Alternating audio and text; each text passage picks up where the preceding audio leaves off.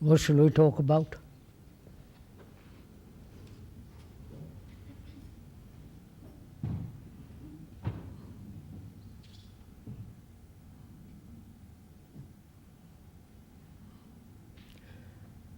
I think last time we were here,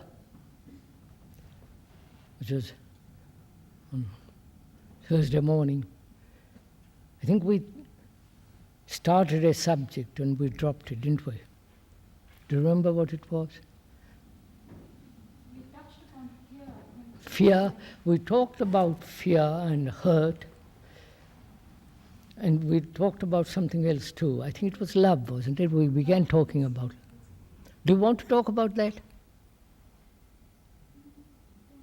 Huh? What? About beauty. Beauty. It was beauty. She wanted to talk about beauty. It was beauty Perhaps we talked about love. We can include that, shall we?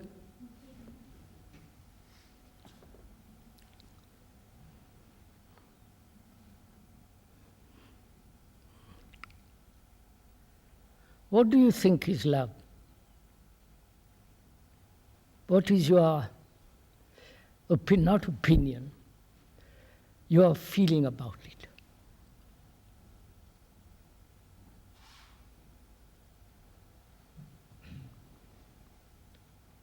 That there's great energy in it. Great energy. When one says, I love you, what does it mean? What is the depth of it? What is the full significance of it? And when one says, I love my country, what does it mean? The beauty of the land, the hills, the rivers, the trees, the green fields, certain climate of that country. Or when one says, I love such and such a book,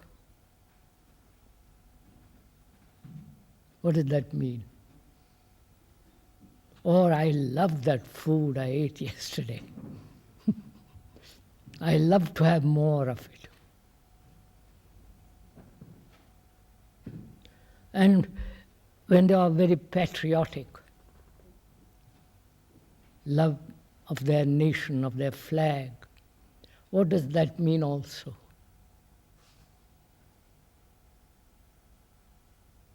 Fight for one's country, go to war, kill people, and be killed. When a mother says, I love my children, a parent, what do they mean by it? In depth, not superficially.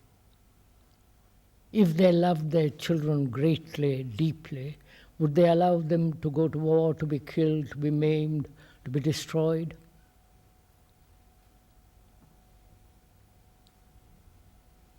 I love God. Or one says, one loves God. What does that mean also?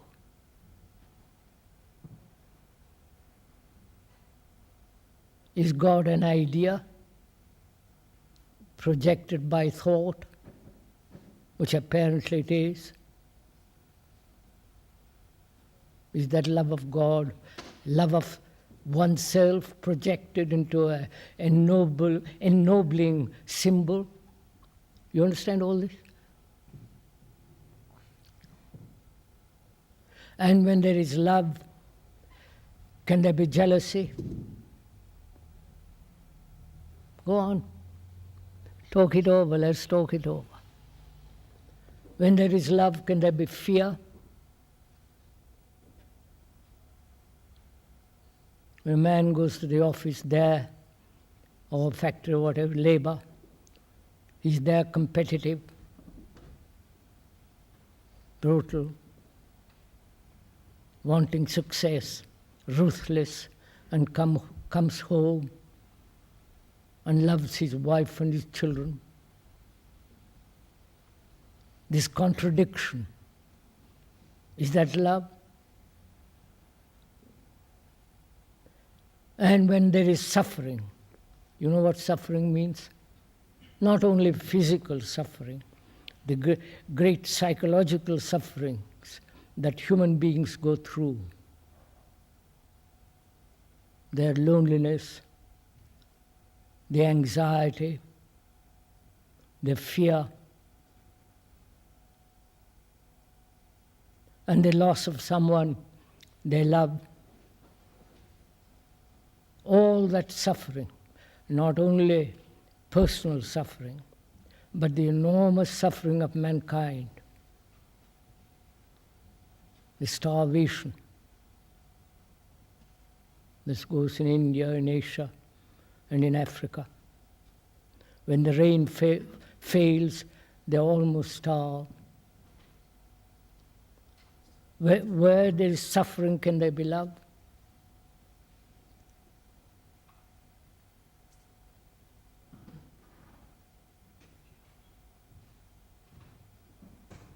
So, love of an ideal, love of a belief, love of the rituals of a church or a mosque or a temple, is all that love, this enormous thing called love. Love between man and woman in which there is sex, pleasure. Is all that love? You understand what I'm asking you? This great enormity of what one calls love.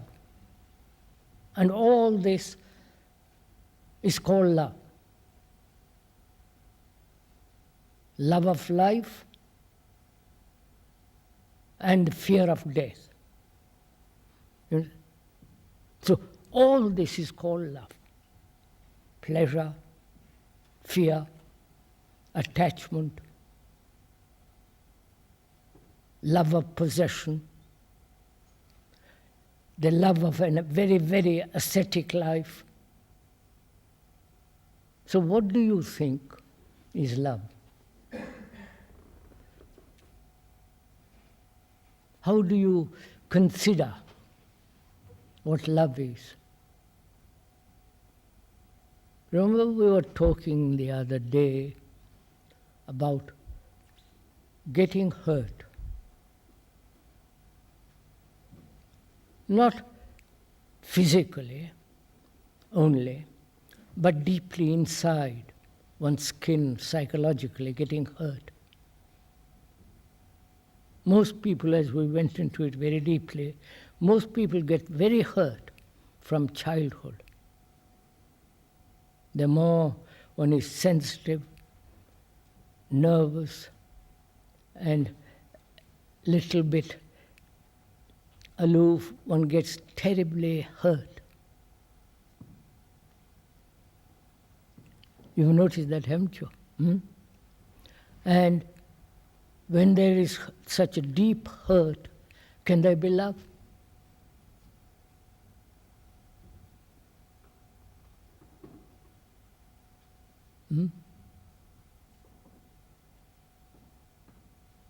And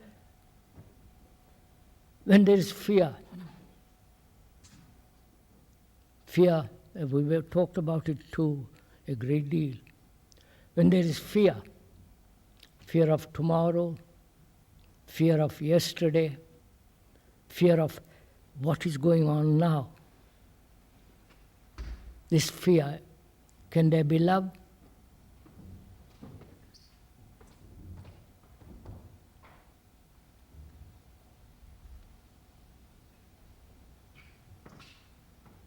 When you are attached to a person,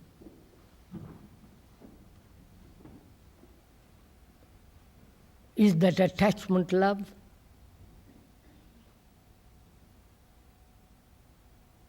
And why are we attached? Why is one attached to a person?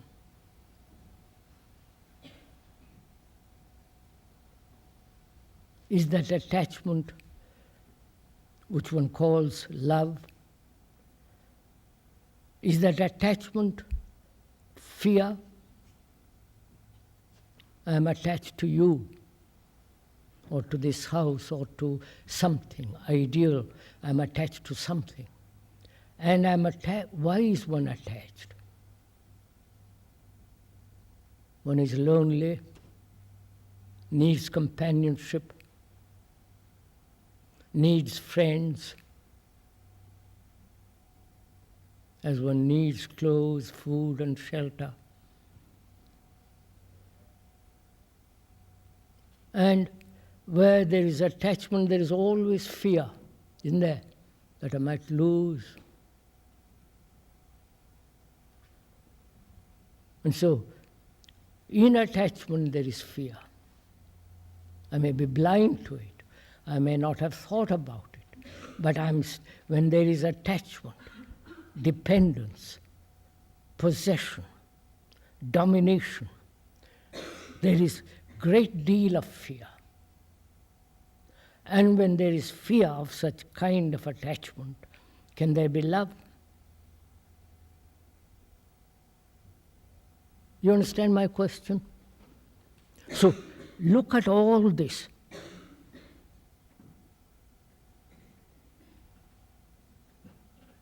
This enormous, complex thing called love.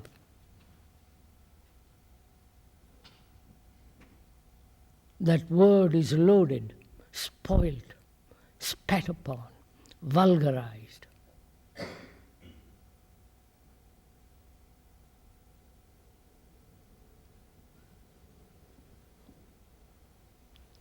So, when you look at all this, from the little thing to the great things which one calls love, love of the family, love of the country, and the personal feeling, I love you and you love me. With all that implications of attachment, dependence, anxiety, fear, hurt. When you look at all this enormous thing called love, love of God, love of truth, what is your feeling? What then do you call love? You understand? You understand my question?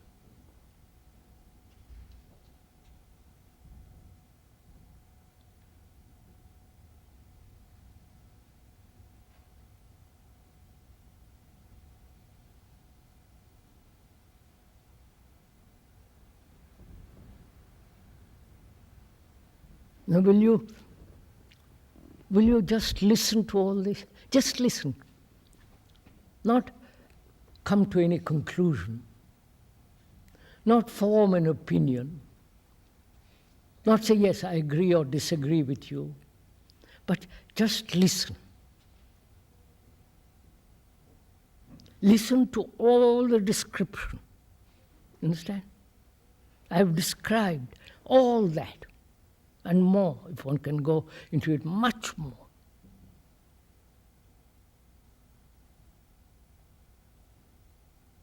Listen to it. Can you listen to it without forming any judgment? Yes, I like that kind of love. Oh, that is love. I love my friend. I love my wife. I love, etc., etc.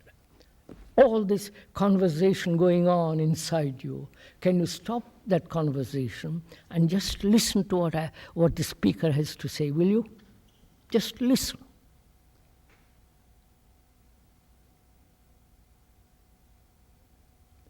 He says, is all this love, the attachments with its fears, jealousies, hatred, great antagonism against people,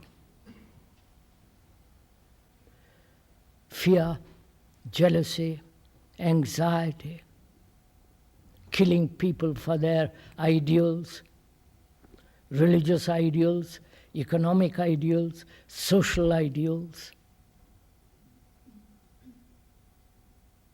killing people by the million, and have been killing people for the last, God knows how long, millions and millions of years. Practically wars every year.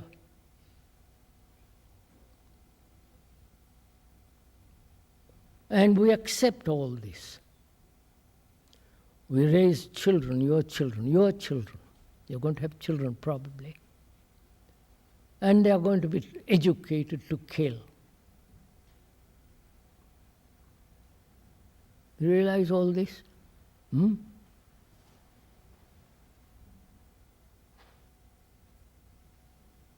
And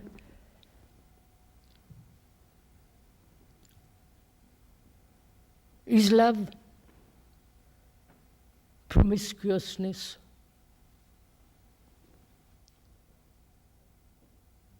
That is what is happening in the world now. Boys and girls and old middle-aged people sleeping with anybody they like. Sex, change, divorce, quarrels, bitterness, irritation, all that is called love. Your parents will tell you they love you. So in that, they feel responsible for you.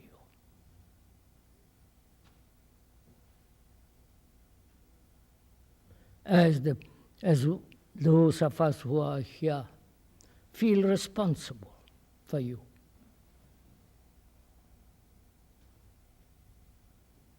And being responsible for you, we feel, at least I feel, and some of us do feel here, that you mustn't be hurt under any circumstances, so that you will know what love is. And if you are hurt in any way, it distorts your mind. So, can you find out what love is and its responsibility?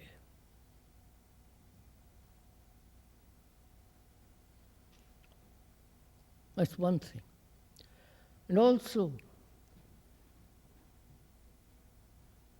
to love another without possessing him, dominating him, wanting something from him. Physically, that is sensory, sexually, wanting something from another. Comfort, encouragement, support. I'm talking of support psychologically, not monetarily. So, can you look at all this, listen to all this, and find out for yourself what love is? Actually, find out, in your heart, in your mind, find out what it means to love somebody, love human beings, love another. Because that's part of one's education. Not only learning mathematics and all the rest of it, but also to learn very deeply what it means to love.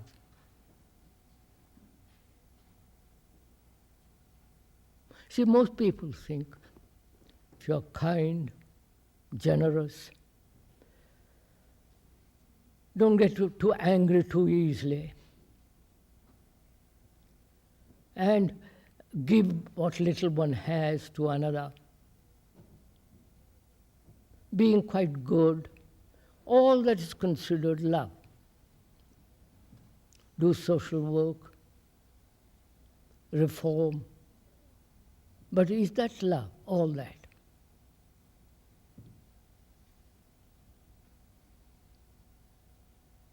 So,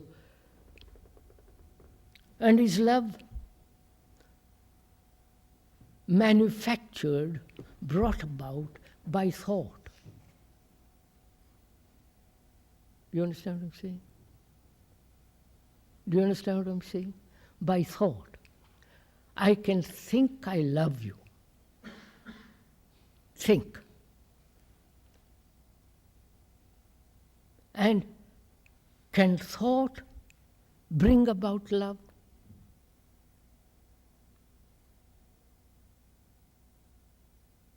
Or it is totally divorced, independent of love? Thought. Thought and love cannot go together. Thought is calculation, memory, remembrance.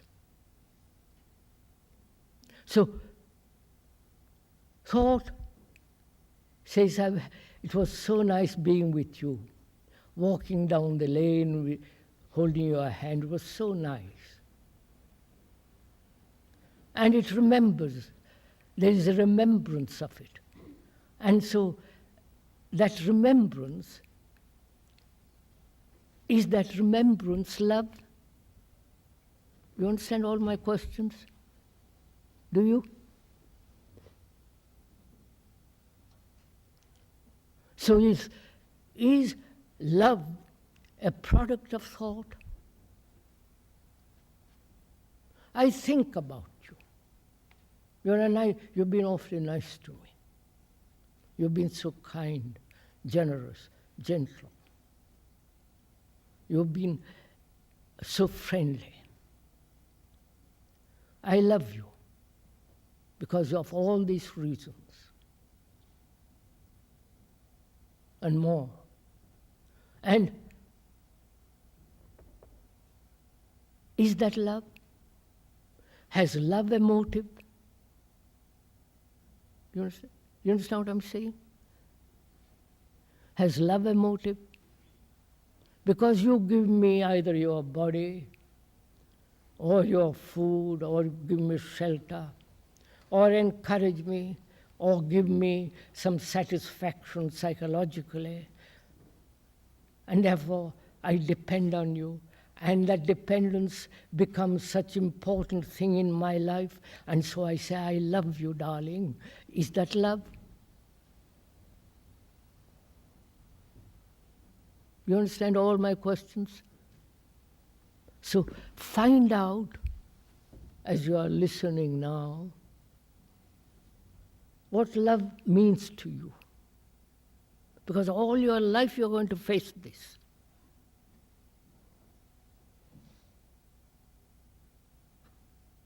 You're going to fall in love with somebody.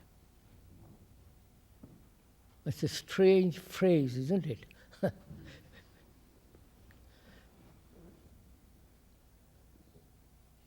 You're going to fall in love with somebody because that person may be very attractive, looks nice, pleasant, friendly, anxious to help you, to hold your hand, and feel very close to that person, both physically, sensually, sexually, and also psychologically, inwardly.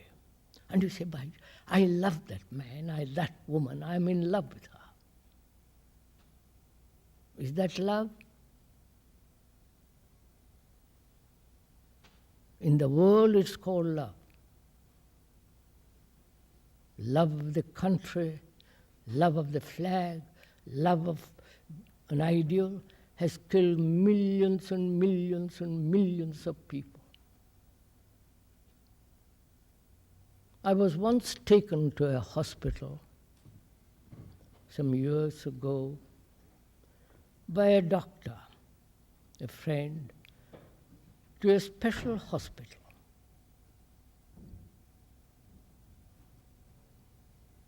And there you saw,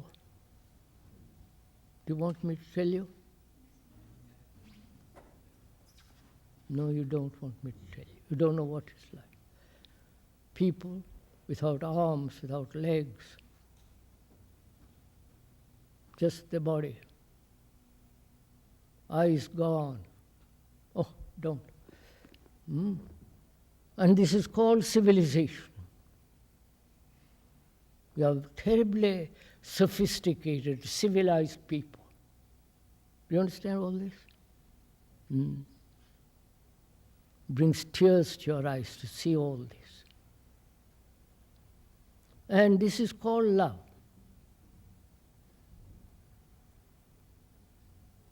Love, filling acres and acres of slabs of stone with their names on it, with a cross. And all this is the product of thought, isn't it? The armaments that our people are gathering, every nation in the world spending so much money on it. This is called protecting ourselves, protecting our ideas, protecting our democracy, protecting our states. You know, communism against capitalism and so on, fascism against communism and so on. There it is. So, human beings have produced a world in which you are going to live in the future, and we are living in it now. A world that is terrible.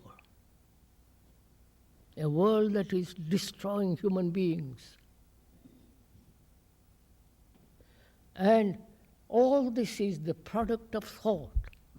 I don't know if you understand all this. You?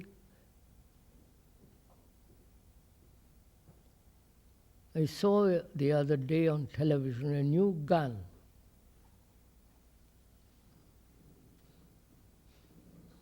With a very, all the rest of it I won't go into. And it kills people at 500 yards or more, instantly. Product of thought. Some engineer has sat down, went into it carefully, produced this extraordinary gun to kill somebody.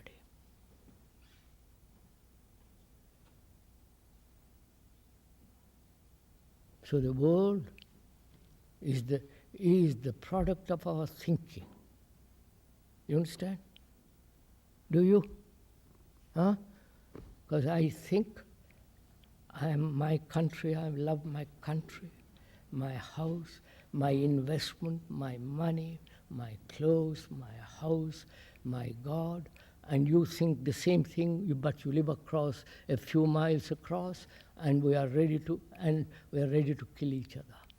This is what the world is based on, thinking. And is that love? Do you understand what I'm saying? Do you? Huh? Do you really understand what I'm saying? Not up here. I don't mean in the brain. I mean with your heart. Do you understand all this? So, you have to find out for yourself by listening to the world,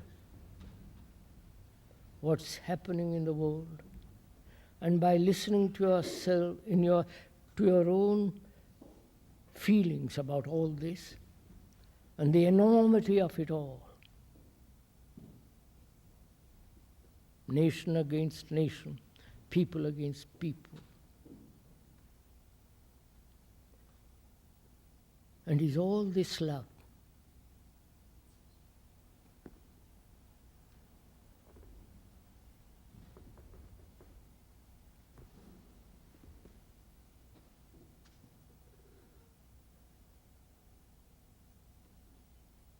Don't get bored, don't yawn, just think about it, just look at it.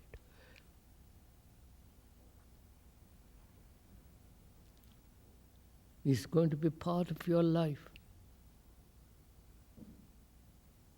If you don't understand it now, if you don't inquire into it very deeply now, later on it might be too late when you are caught up in it. When you fall in love with somebody, you're caught then.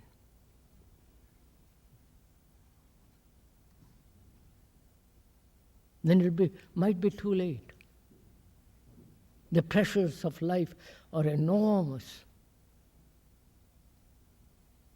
So let us go into this together now. You understand? Because we feel responsible. Responsible for you to be educated properly. Not only in mathematics and all the rest of it, but inwardly, psychologically, to be able to understand this enormous, complex problem that's called love.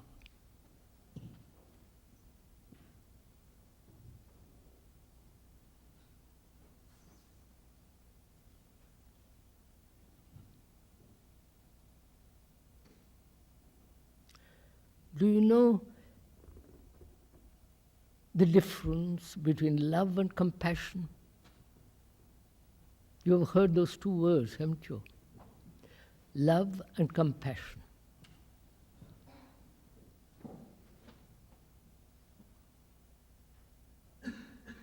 Are you interested to find out?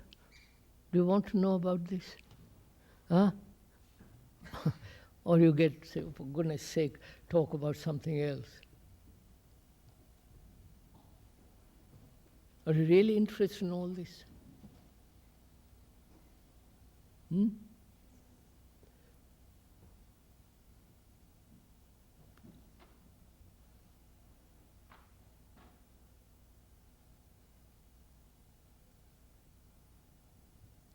know what suffering is?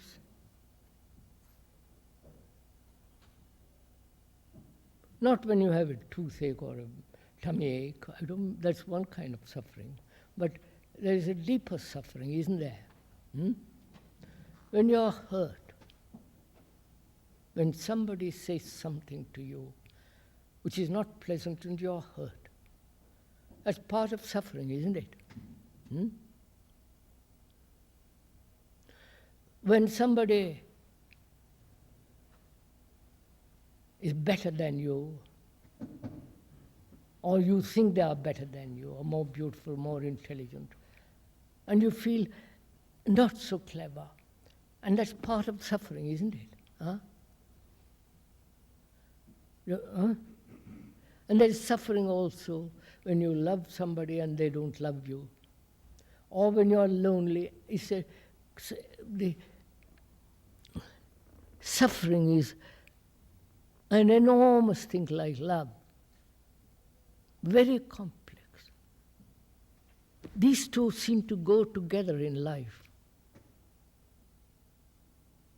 You understand? Great suffering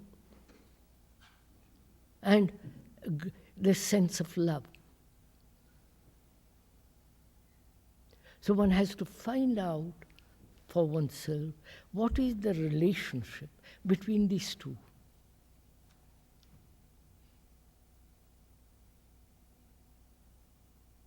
The enormity of suffering of mankind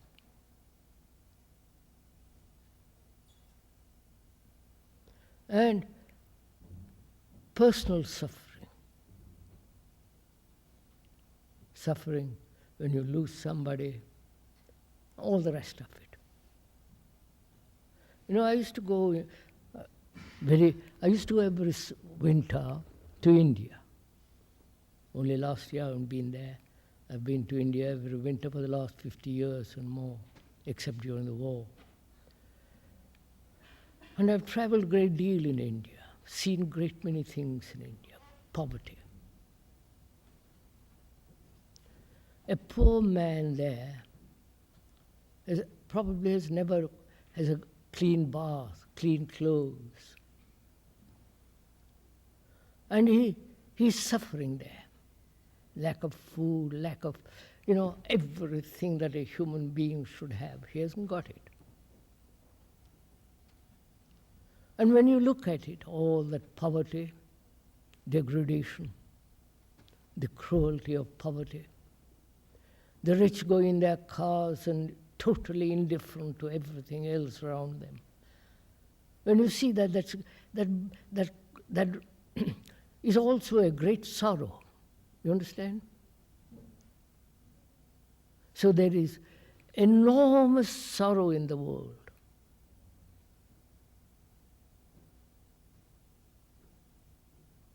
So one has to go discover for oneself, not repeat what others say, but find out for oneself what is the relationship between love and suffering, sorrow.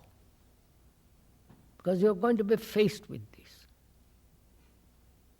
if you're not facing it already. You're going to be faced with this for the rest of your life. And for God's sake, learn to find out what it means, the relationship of these two.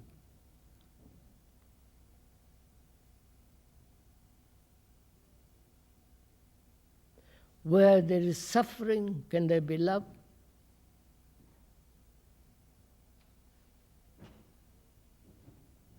One may suffer because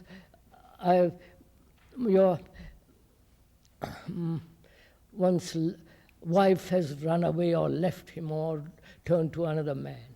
That is suffering. There is jealousy, anxiety, fear, hatred, antagonism. And that's part of suffering. And what is the relationship between that and the person who said, I love my wife, I love you? You understand? What is the relationship between those two? Or is there no relationship at all?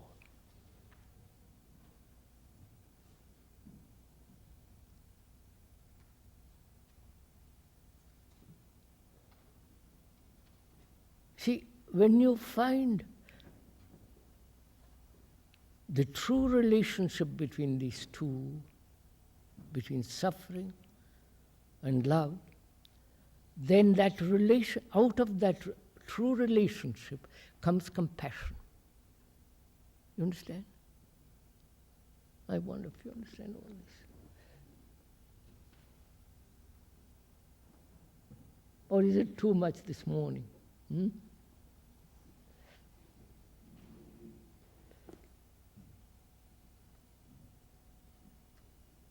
See, most people run away from suffering. They suffer, but they say, well, let's put up with it, let's forget it. There is no way out of it. That's what they all say. There is no way out of it. One has to put up with it, rationalize it, escape from it, go off to cinemas, entertainment of various kind, religious or otherwise, run away from it. But it's always there. Always there, like some rotting thing in the basement. So you must completely understand now the relationship between the two. This enormous suffering of mankind and man, of a human being, and the complex problem of love with its pleasure, with its aches and anxieties. The relationship between these two enormous factors in life. Then when you see the truth of that relationship, out of that comes this great passion.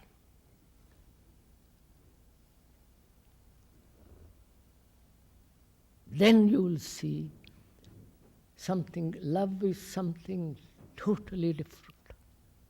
You may love another then, In that love, there is no attachment, there is no fear, there is real love.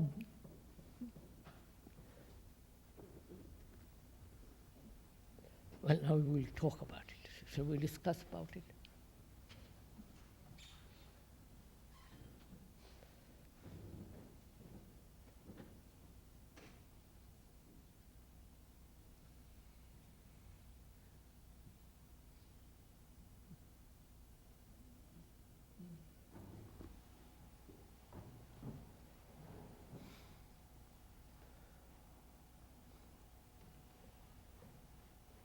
Or have I smothered you with a lot of words?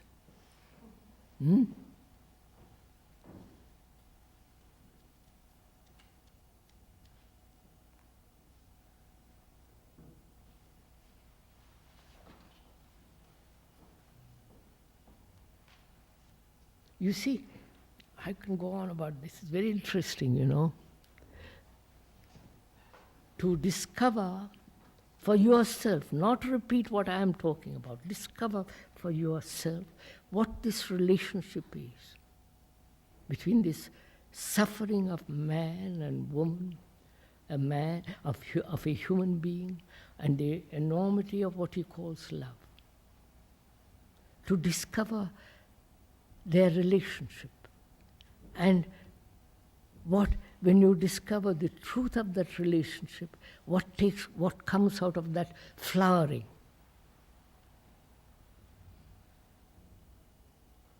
That may be the real compassion. So to understand this, to go into it, that's part of meditation. Are you interested in meditation? No. Yes. You've heard that word, haven't you? You know, in India, when I go to the schools there,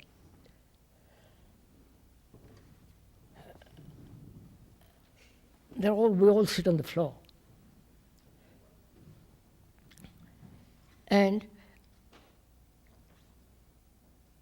we talk about great many things. I talk also about meditation. And immediately, I'm not joking, immediately they sit still. Absolutely still. I don't tell them to sit still. But instantly they're all cross-legged, absolutely quiet. That's part of the tradition in India. Their fathers, mothers, and their grandfathers and all the past generations, when they think they have handed down through tradition that you must be quiet, you must sit still to meditate. You know? But in Europe here, you are never still. Right? Have you noticed that? You're never still. You're yawning, scratching, stretching your leg, twiddling this, that, and all things going on. So, but you see, you must also find out about that too, what it means to meditate. Because it's part of life. Like love, being hurt, fear, pleasure, and the whole having a skill, a job, and so on. All that's part of life. And meditation is also part of life. And to find out how to meditate. Well, not how to meditate, that's wrong. That word how means system, a method, that's all rubbish. But to inquire, to explore into what is meditation, as we explored what is love. And to explore together what the meaning of suffering is, the enormity of it, and the very, very complex thing called love. To inquire into it is part of meditation. You can do that while you're walking, or sitting still, or lying down in bed. But you must inquire. You must learn a great deal from it. Right, now I'll stop talking. It's your turn.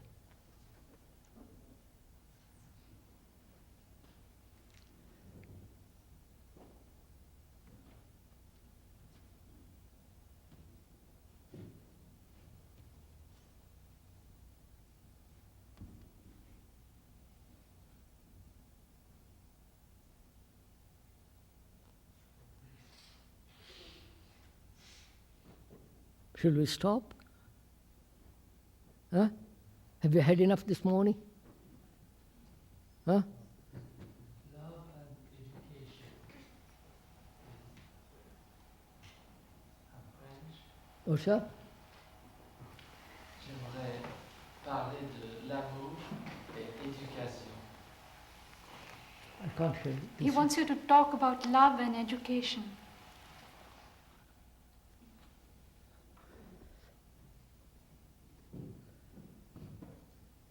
Love and education. Talk about it. Have you ever asked why you are being educated?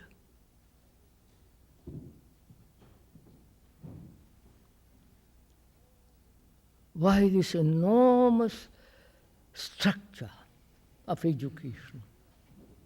The enormous buildings right throughout the world. Schools, colleges, universities, degrees, professors, dons, all this enormous structure. All for what? Have you ever asked that? Huh?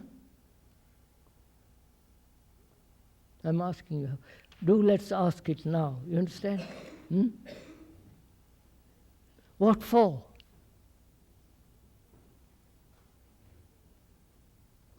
To turn out like so many robots, the machinery of education turn you out into a human being who will adjust himself to existing society?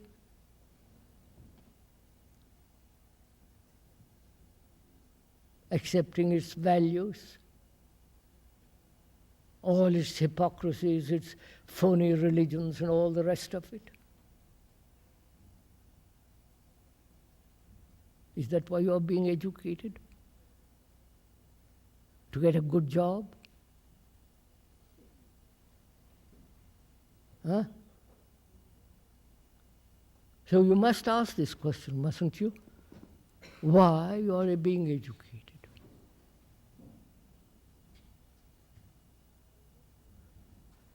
And what would a person who really loved, not just identified himself with his son and he wants his son or daughter to become the president of America or the prime minister of this country or that.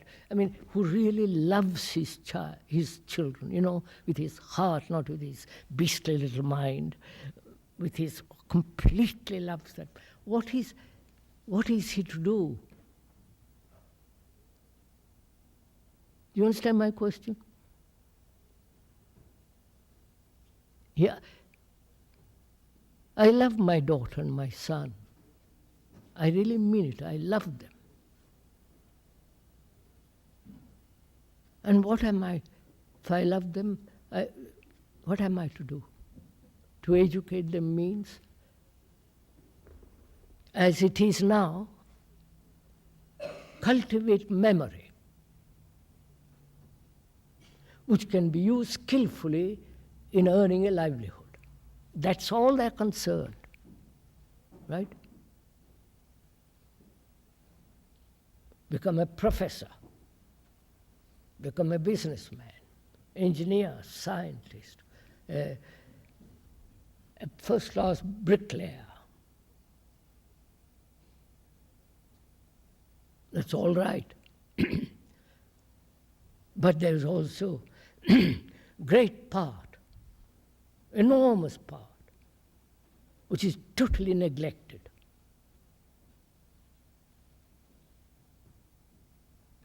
The part of love, suffering, fear, anxiety, all that great depth of man, totally neglected. So if I have a son and a daughter, I send them off to school, and they bully them, they make them, what they go through, competition. You are better than somebody else, and you are better mark, you are not so clever as that, and so on, so on, so on. Same thing in school, college, stuff you with a lot of maybe some necessary information so that you can earn a livelihood. The rest, what? You understand my question? Do you understand what I'm saying? So if you have a son, if you have a daughter, as you're going to have when you grow up, what are you going to do? And you love them, if you do. Or you might get bored with them, treat them as toys for a couple of years when they're very young, babies, and the rest is, for God's sake, go on, get out of the house, earn your own livelihood, go to school if you have money, college, send them off to boarding schools, wash your hands and finished. Is this what you're going to do?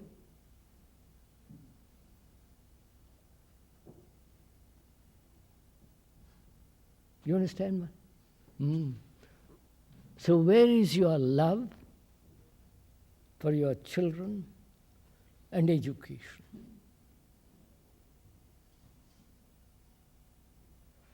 Oh Lord, you understand all this? What is the responsibility of A parent. Of a parent What is the to, responsibility? or a mere couple, or Jean-Michel, what do you think? What do you think is, what would you do if you had children? What's your responsibility? Because, like, if a parent to send their son to a school, they do say, oh yeah, I love my son, but they regard their action of as a responsibility towards. They have their responsibility. They say responsibility, as far as I can, as far as I've been able to observe right throughout the world, is to give you an education to make you earn a very good job if you can, have the capacity, and use that information skillfully in life so as to have money and all that. Now, if you have a child, as you're going to, married children, what is your responsibility if you love your children?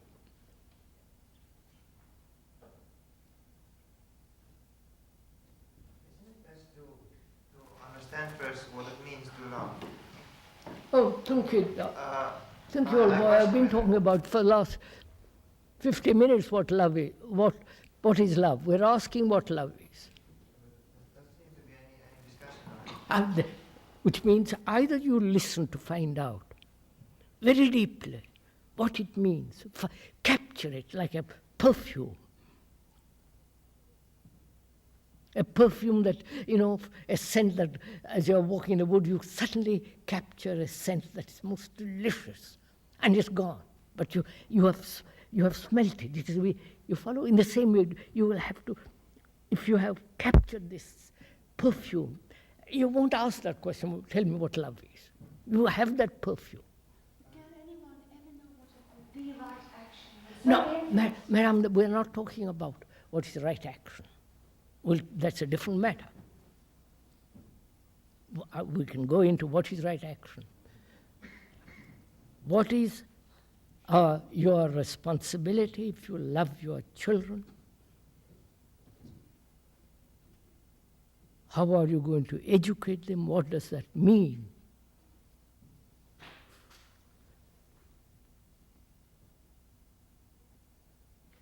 You understand? In very few schools, they talk about all these things, right? Probably no school talks to you like this. Makes you look at whole of life.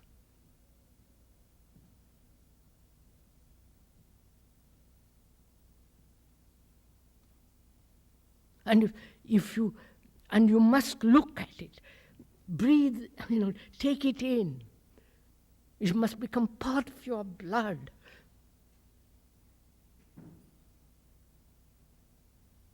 If you're a very good English teacher,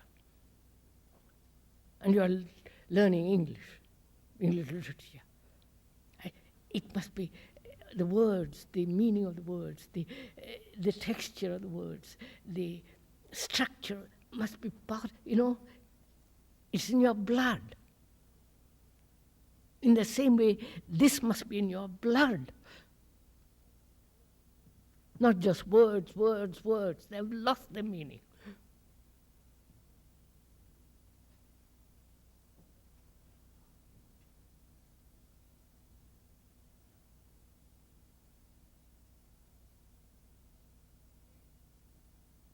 So are you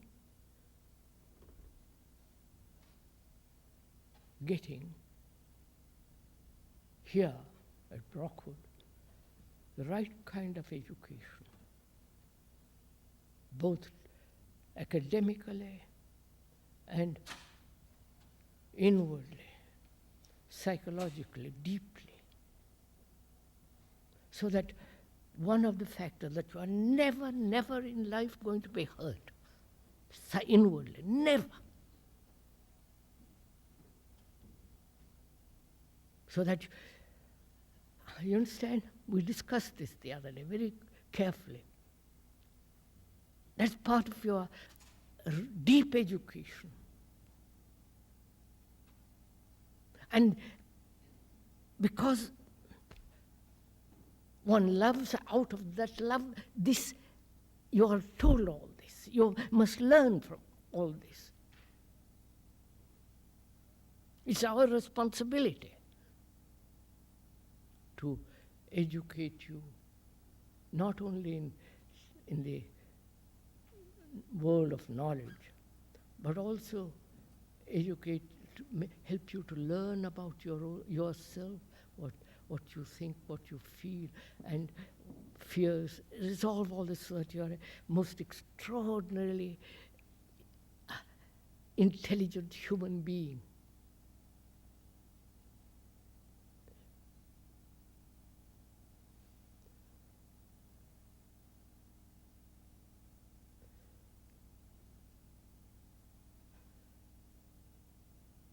That's why we started this school. May not succeed, but it is, one must do it. I don't. You've understood? Huh? Something of this, have you? Has your sister understood?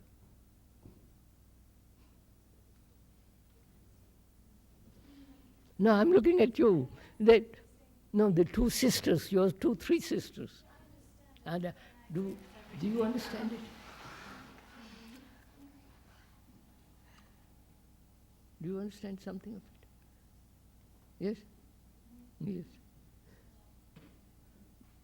You understand not verbally, but inside, so that you've captured it, that you won't lose it. I understand it inside, but I find it very hard to do it in my life. Then if not very hard, the moment you say it's very hard, then you are lost.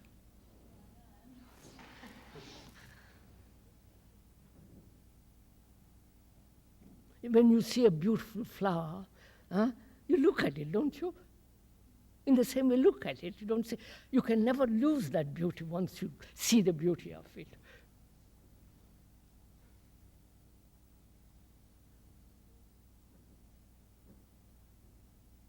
The world is too willing to smother you.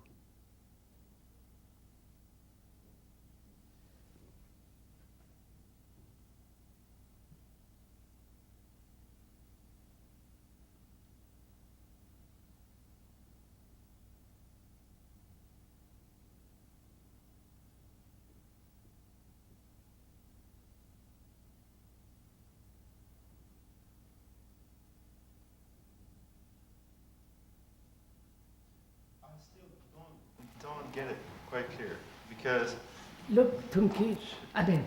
no, because women, so when we go back home, it's just, I mean, the people might listen to you, or they might read your books, or communicate with you.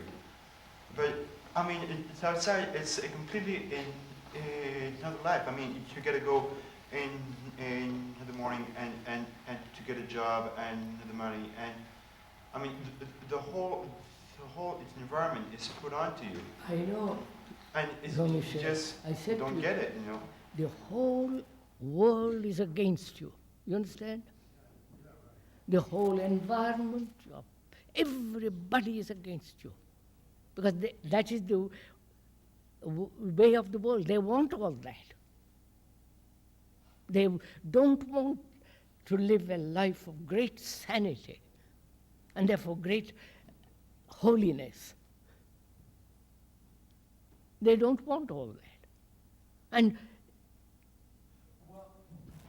But to them, I mean, to me, if I'm in this position of to businessman, I mean, she was the use to I mean, I wouldn't see the use to try and communicate, to learn with the other people around me, because I have my life, I have a few kids, and I have I don't have time to get. And this is what's happening. I understand.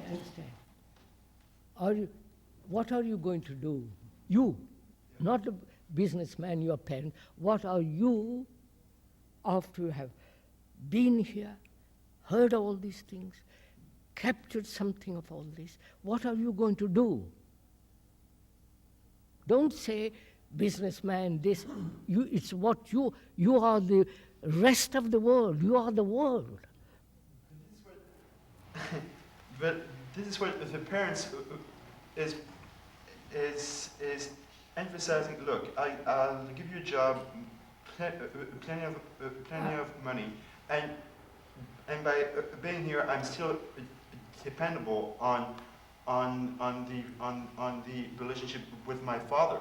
So how do I mean, I understand, she doesn't know. I understand, Ramesh. I'm asking you something entirely different. I do not know what I'm going to do, because I'm still dependable. I know. Let's say that you are dependent on your parents up to a certain point. Then, up to then, you have to, and they give you all the rest of it. After that, what are you going to do? Till you are learning now. Nobody is going to ask you to earn livelihood now.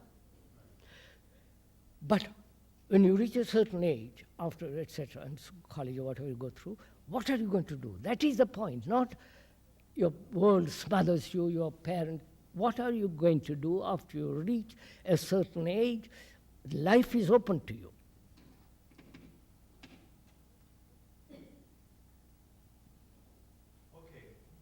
Okay. All right. Now, to live on this earth, right? You got to have a job, right? I mean, it's obvious. You got to. one has to earn money, and all this. One, it's also in this job, there is a possibility to get entangled into all the tricks, you know, of finances with your wife or. No, I'm not going to. Look, Jean-Michel, you're not answering my question. I'm going to make it clear. You're going to fall in love. Hmm?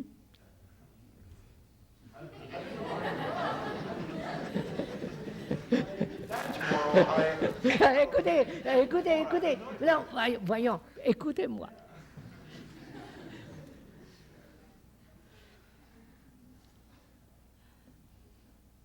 You're going to fall in love.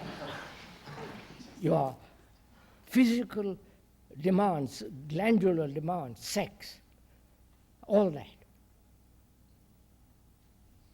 And job, earning a livelihood. So you have to be intelligent enough, which is part of this education at Brockwood, to make you intelligent enough to find out what is a job that is worthwhile doing in life. And when you fall in love, is that love? Find out now. Not when you say, I love, then it's too late. So you have, from now, before you reach that age when your parents say, mon vieux, allez-y. When they say, go and earn your own livelihood, then you have to start. You are not in that position. None of you are in that position. Don't put problematic questions, which are useless. Put right questions, which is what you, from now on, prepare yourself to face that moment. Well, let's say you're in that moment. That's theoretical. No, it's a fact.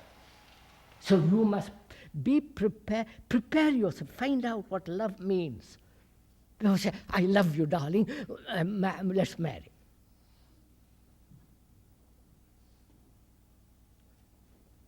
Find out. And here is the proper ground, proper environment to educate yourself in all this. So find out what kind of job is the right job for you, for an intelligent man. Intelligence, we understood, remember what we said? Intelligence means seeing something clearly and acting instantly, not seeing and then acting 10 years later. Seeing what is then, say for instance, what? Seeing something very dangerous and acting upon it, and which means you are free of that. That is intelligence. You understand? Say for instance, I'm born a Hindu, and I see the absurdity of it, the danger of it. You understand? The danger, which is division, quarrels, wars. I say the danger of, therefore, finished. I'm no longer a Hindu, finished. That is intelligence. And that is the right action. Now, as you have not reached that age when you have to earn your own livelihood, start on your own, before that, I say, for God's sake, learn now.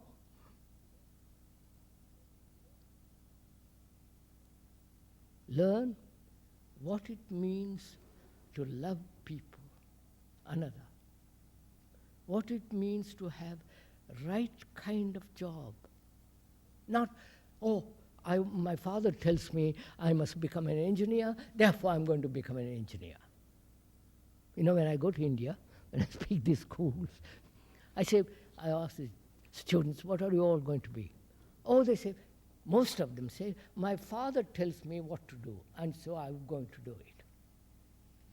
He wants me to be a blasted engineer, and I'm going to be an engineer. That too. I mean, you know, he puts sanctions I too. said, Jean-Michel, find out what is right livelihood now. Begin to learn about it, which means observe what is happening in the world. How they have separated business, science, religion. You understand? Everything separate. Art, it isn't a total action. Find out what it means to act totally. Learn, we are learning together. Learn this thing from the man who is talking about it. Find out. Right, but I cannot communicate that. I cannot, I'm not. Jean-Michel, you can't learn it one day because your mind is too young. It is volatile, moving quickly. But begin slowly. Find out what am I going to do? What is right livelihood for me when I grow up? To find that out, I look at all the jobs. You understand? The carpenter, the bricklayer, the factory worker, the blue collar, white collar, the executive, parliament, politics, all divided. You understand? Huh? Never whole, never totally integrated. It's all divided. And therefore, are you going to join one of these divisions? Well, I think you don't have any other ways you have to. Find out. Now is the time to learn about it.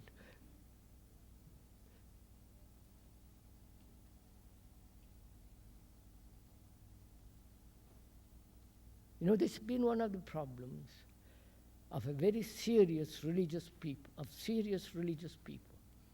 What is right livelihood in a world that is so materialistic? You understand? So concerned with money, power, position. What is the right livelihood?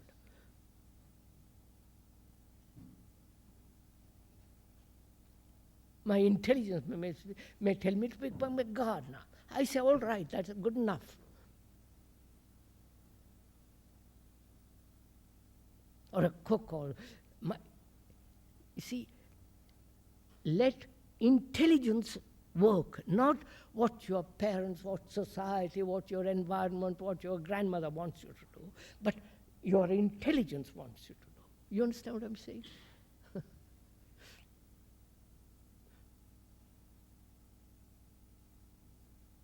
about if you're being said a cook is not enough? It's not a professional job. You have to be professional. I mean, like, yes. What about if you're being said to cook is what? It's just it's nothing. If you want to be a professional, find out if that's the right job, the right livelihood. What are you concerned with? Having money, position, big, etc. Are you? Or what is your intelligence says? Jean-Michel, attendez. Intelligence, we said, is seeing the whole of, the whole and acting instantly on that. Keep on acting. But if you don't see the whole and say, well, I'll become an engineer, you are just a life which is so contradictory, unintelligent.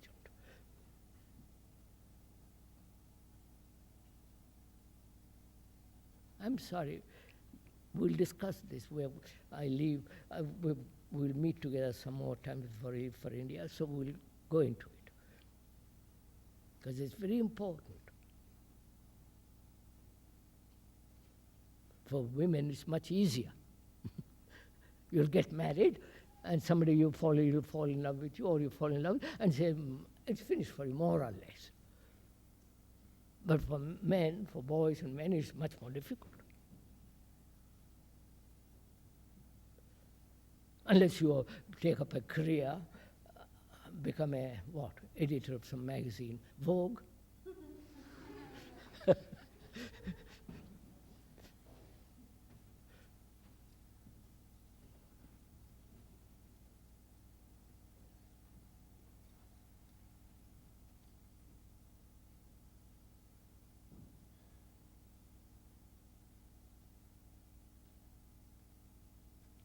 Look, Romichelle, before you ask the question, what am I going to do in 2 years' time or next year, you're going to face that. You're facing it right. What you're going to do, become intelligent first, not what you're going to do. Intelligent, please. Intelligence means to investigate very carefully both the outward, the world that is happening, what is happening in the world, and investigate into yourself and find out a way of living that is supremely intelligent, sane, healthy, so that when you are 50 you are still young and not a dead person.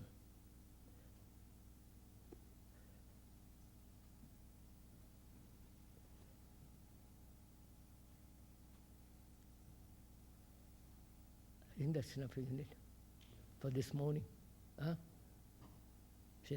Basta.